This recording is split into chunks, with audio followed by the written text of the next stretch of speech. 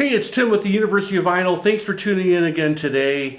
A special episode. I've kind of teased this over the last couple videos I did. I am down in the old town of Fort Collins. We're on Pine Street. I'm with Charles of Driver 8 Records. Good friend of mine. I've bought several records from his shop. Charles opened up in July of 2022. July of 2022. So congratulations. You know, the old adage is, if you've made it past the first year in a new business, you're doing okay. Your head's above water. We won't get too personal there, but I am above water. I met with my accountant today. Fantastic. Come over here, Charles, so you're Okay. in the shop better.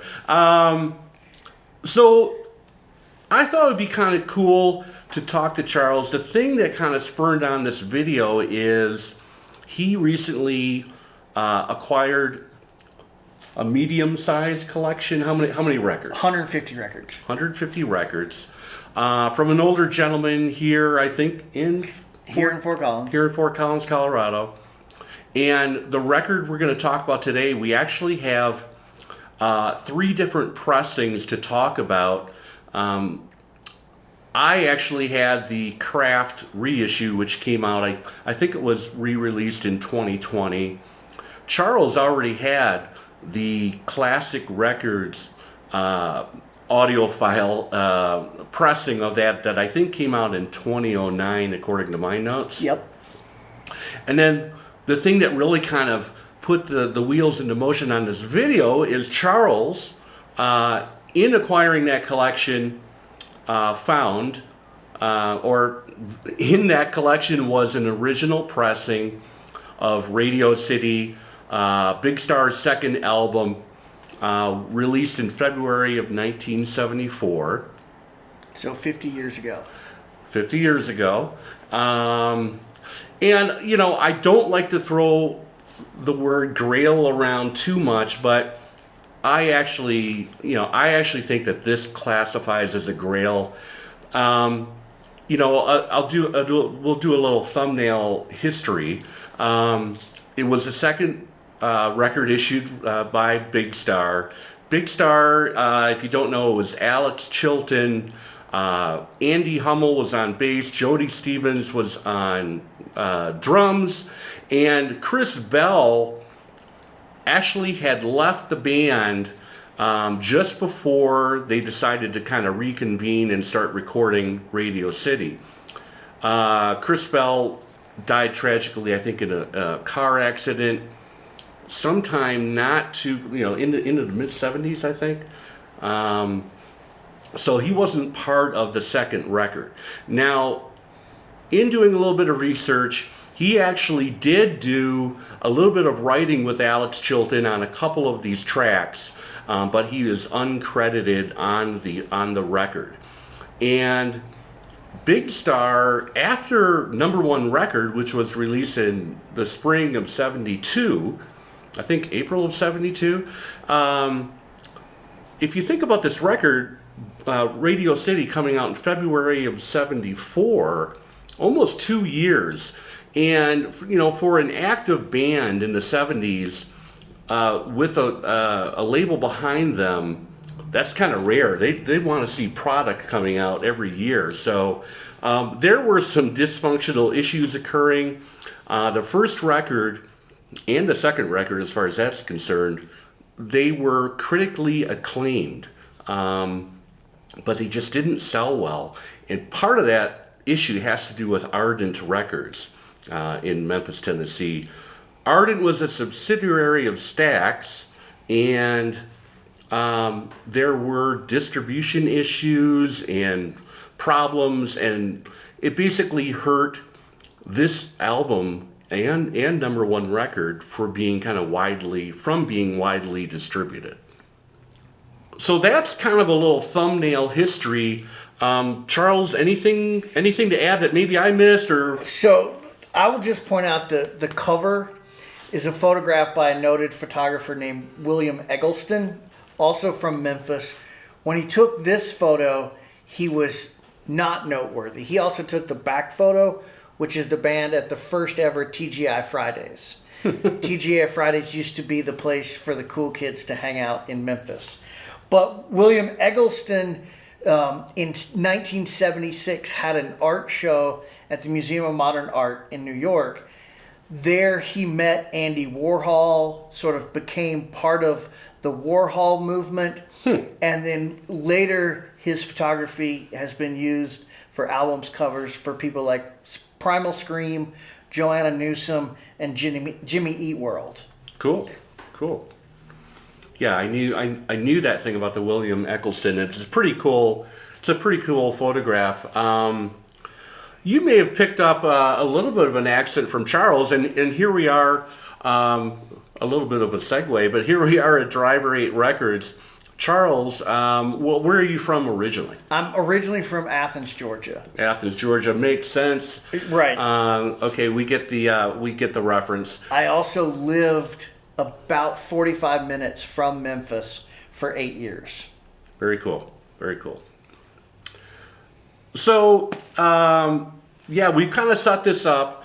And what we decided to do, we're filming this on Monday. I was in the shop on Friday and picked up the original pressing from Charles and the Classic Records pressing. And of course, I had the Craft reissue as well.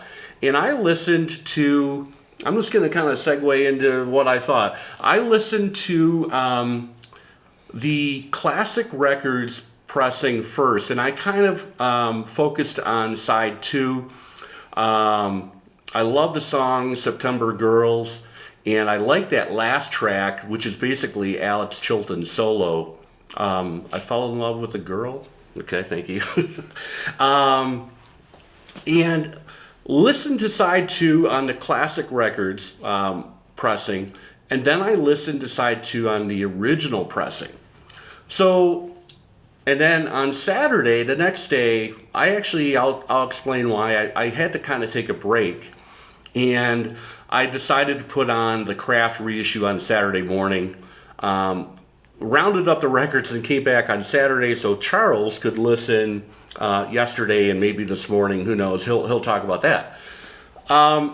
First of all, this record is not an audiophile record by any means, but for whatever reason, this record sounds great. It has some of the best drum sounds I've heard on a record in a long time. But the high end on this record is bordering, I think, on distortion, and there's a little bit of sibilance. Now, speaking of September Girls, there is a lot of guitar chiming and cymbals that are kind of in the same frequency and kind of pushing things almost overdriven. So that's kind of the background as far as I'm concerned. And, you know, I listened to the Classic Records record first, and I was kind of surprised. On my setup, I actually had some surface noise, leading into track 1 on side 2. I didn't have any surface noise on the original pressing, and I was immediately impressed with that. And the original pressing that Charles has is the Monarch pressing from the Monarch pressing plant in LA. Now, I'll just tell you as well, and you can probably tell that we didn't really put together a ton of notes. We actually didn't share much amongst us about what our feelings were. And we're just kind of shooting this off the cuff, but because I am jumping around a little bit. My initial experience with this record and number 1 record, I had that, both records were on a CD. Yep. And I had that in the early 90s. I picked it up. I was living in Chicago. There was a used CD place on Clark Street in Lincoln Park, basically, and I picked it up there. I remember having that. And Big Star came onto my radar. I was always a subscriber to Rolling Stone. I got the Rolling Stone Was it a monthly? I think so. It was. Yeah. And I remember reading, it must have been an interview with REM, and it was either Peter Buck or Mike Mills that name dropped Big Star.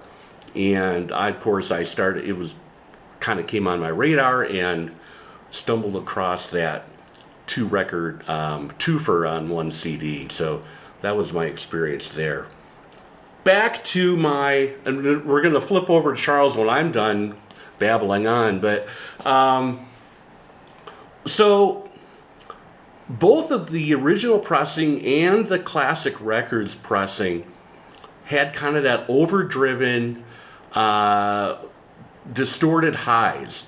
And honestly, on Friday and Saturday, I was just getting over a head cold, and my sinuses are still not 100%. But I was kind of fatigued from listening. Of course, I did have my speakers, I wanted to hear these things. But I had to take a break. It's like, no, I'm not going to listen to the Craft reissue. I'm going to wait for tomorrow. So that was my experience with those two. I will tell you, though, that I have OG-itis. I have a psychological bias, I think, towards an original pressing. It's a preference. What I will say is that if you have the Craft reissue, or if you just have the Classic Records, or if you're lucky enough to have the original pressing and none of the others, it's a great record. The music's incredible, of course, we all know that. And the fact that we do have that Craft reissue available now, I think is a blessing for music fans. So it's all good. Now, the next day I put on the Craft reissue. This was mastered by Jeff Powell's at Ardent in Memphis. And what I heard there was a little bit of a different coloring of the record. I think they made a conscious decision to tame those high ends a little bit by whatever magic they worked. It doesn't have the same amount of overdriven, bordering on distortion on the top end, and whatever. I think it's not a bad thing. It's a great sounding record. I didn't have any surface noise on it. I did run that through my Hummin' Guru before I gave it to Charles, because I did have a couple big pops on it, but I remember buying that new in the fall of 2020. I don't think I ever cleaned the record, so other than maybe a brush. So my findings are, I love the original pressing. I love the fact that he found something that's in tip-top shape. I think there's like a little needle mark on one of the sides, but it doesn't affect play. It's an amazing sounding record. It's not an audiophile recording by any means, from the beginning. But if this makes sense, the instrumentation was mic'd really well. Like I said, the drum sounds are amazing. Alex Chilton, I had forgotten how good of a guitar player he was, and some of the kind of opening licks that he has to begin some of these songs is amazing. I lost my train of thought. So I want to switch it over to Charles now, and we're going to get Charles' impressions of the 3 records, because he went through the same exercise that I did. And then we're going to kind of make sure you wait till the end of the video. We're going to have a quick little update about Charles has something new and exciting here in his shop that he'll talk about. But Charles, what do you think about your listening? So this is the first time I've done a listen to 3 different pressings of the same album, and my methodology was fairly similar to yours. But I started with the OG, all of side 1, okay. Then went to the Classic Records, and then went to the Craft Records. Side 1? Side 1. Okay, that's interesting, because I would side 2. Okay. Yeah. And I also think it's important to point out that I don't have the fanciest stereo equipment. So I also enjoyed the OG more than the other two. Great. And I also locked into the drum sounds. My audiophile quality records, I think like most people's, are a lot of jazz. And I feel like drums is where you can really hear the difference between a great pressing and a pretty good pressing. And it just felt like the drums on the OG had a little more room to breathe. Yep. I noticed it especially on the last song on side A. Okay. And the second song on side A. The other places I heard it, it's probably in the high registers, but I heard it in the vocal a little bit. There was more imperfections in the voice on the original pressing, as if they weren't cleaned up. Yep. Because technology didn't allow them to clean it up. It's kind of a gritty. It's kind of a gritty recording that, like I said, at times it sounds a little abrasive.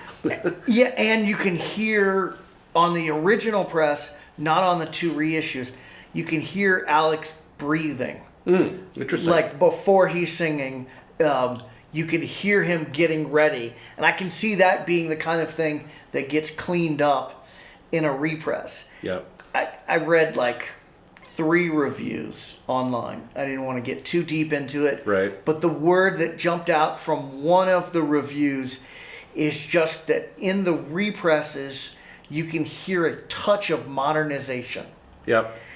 Which I think, like you said, all 3 copies sound great. There is no wrong answer. Yep. Then now for side 2, because I also listen to side 2, I listen to that in headphones, Nice. which Okay. I've only been recently doing. I don't like headphones a lot. And same kind of things. I picked up the differences from the original to the represses in the drum sounds and in the vocals. What I kind of suspected was going to happen and was confirmed, that I had to work really hard to identify the difference between the classic record and the craft record. I had a similar thought there too. That's interesting. I went and checked Discogs to make sure they weren't like the same plates. They were mastered and pressed different places. Yep. So it's not as if the craft is the same as the classic. Yeah, the Chris Bellman, I think, did the Classic Records reissue from 2009, and this Jeff Powell did the 2020. So yeah, totally different takes, and they were supposedly. Are you guys open? We're closed. Okay, thank you. They were supposedly from. You got to leave that in, Tim. Oh yeah, we're not taking that out. People are banging down the doors to buy records, Charles. Yeah. Why the hell are you closed on Monday? No, everyone's got to have a day off. Well, that's interesting. Similar take than what I had. So. Yet, could you hear a difference or a noteworthy difference between the classic and the craft? Not really, although I did think, and maybe this is sleeping on it, and I had another, I didn't put that record on until the next day, so a totally different listening session. I just thought this isn't quite as harsh as what I had just heard on the 2 others. But I really did pick up that kind of overdriven sound that was more so on the original, like you were saying, a little more gritty, and maybe slightly tamed it down on the classic. And I thought a little more tamed down, but that could be just me, sleeping on it and listening to that final pressing. It's a testament to the folks that were making records in the 70s with 70s era equipment, that they really had things dialed in. Yeah. That a rock record can be made in Memphis and sound great. So much so that the fancy audiophile reissue, not that it's worse, it's not remarkably better. Yep. One takeaway I had was because I can't really hear the difference between the Craft and the Classic records, Yep. I might need to sell my Classic record because it goes for a lot of money online and just replace it with the Craft. Sure. You know, I'll keep the original just for historical reasons, but no one should buy a used copy of the Classic Records version. That's, that brings into play, we're talking about a grail record. Probably you don't want to be having that as your play copy. So why not pick up I don't want to put you on the spot, but a $30 or $35 reissue. Yes. Very affordable. That sounds great. But, just also be satisfied in the back of your mind. Yeah, man, I've got the OG. It's over here. Okay, Charles, I just realized that we really haven't shown these records, and people love to see these records. Let's take a look at the original pressing, and off camera, you had something interesting, so take it away. Yeah, so this is the OG that I found. Is it in there? There we go. Yeah. Came in a collection. 78-year-old guy, lives in Fort Collins now, but lived in California, which makes sense, this being a Monarch pressing. If you see here, it's got this hype sticker, I guess, directly on the record that says, this record is sealed for your protection, list price $5.98, discount $1.99, and with the notch cut out. So my guess is that because it did not sell well, stores returned it to the distributor. The notch cutting out is the sign of a record has been returned and then resold to a store at a discount price. So the notch means that the store can't sell it at full price. But this sticker here, I feel like they cut the notch, took the shrink wrap off, put the sticker on, and then re-shrunk wrap it. Let's we'll bring that right up. Really interesting. It said the original list price was $5.99, and they marked this thing down, I think, $2, $1.99. By the way, that's that shot in the TGI Fridays. That's an amazing photograph. Was that taken by William Eggleston? Okay, Yep. Eggleston as well. So a guy stopped by the store, told me he had some records for sale, about 150. He said some rock, some jazz, some folk. Didn't say what it was. I said I would go to him because of his age. It would be easier for me to go to him than him to bring it to me. Walked down in his basement, and there was 5 boxes of records on the floor, and this was the first record in the first box. Crazy. And most of these records that I bought in this collection were in really great shape. None of them were ever in outer sleeves. A lot of them, the records weren't even in inner sleeves. And he probably hadn't played them in 30 years. Crazy. And somehow they survived for me to find. This one I'm keeping, not selling. But lots of them have been sold. Okay, what was the other... speaking of Big Star. Yes. So there was also Big Star Third right behind this. And then, since we're right here, I'll just point out this record. This Modern Lovers. Nice. Roughly same time period. This is also a first press that he had bought, apparently when it came out. So he had good taste. Makes you wonder why number 1 record wasn't there. Yeah, why is that? That's weird. There you have it, everybody. I think we're going to segue now. We're gonna let Charles talk a little bit about. I have a question. Why the hell did you decide to open a record shop? Really simple. I got tired of driving to Denver and Boulder to buy the records that I wanted, because the records that I was interested in weren't available in the shops in Fort Collins. And I felt like there had to be other people that way. Cool. Pretty simple, straightforward. And he's been a music lover all his life. I'm not putting words in his mouth. Charles also is a longtime DJ for the local college station. Community station. Sorry. That's right. And you've got a weekly show. Yep, every Friday afternoon, the Ajax Diner Book Club. Is that streaming? Or? It is streaming at krfcfm.org. And lastly, I'm going to do a little walkabout here that I'll fold into the video of the shop. But yeah, Charles, here it is. We're almost in April now of 2024. Congrats. He opened up in July of 2022. Fort Collins is kind of a burgeoning little record community. I think people, you would know more than I do on that front, but I think people play well together. They respect each other.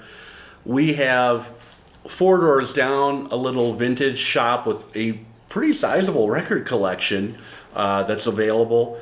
And I've pulled great things out of there. We have another place that opened up around the same time that Charles did. Songbird Records. Songbird Records. There's another shop on our main street here, which is College Avenue, called All Sales Vinyl. And then we have Bazaar, which is a kind of used book and a large used record shop. Charles, what's the mix in here? You do used, but you also have... I have a lot of new because that's what was not available in Fort Collins. But it's probably close to 50-50. I would love it to be about 40% new, 60% used, just based on the space that I have available in here. But I don't like to put crappy used records in my bins. Great.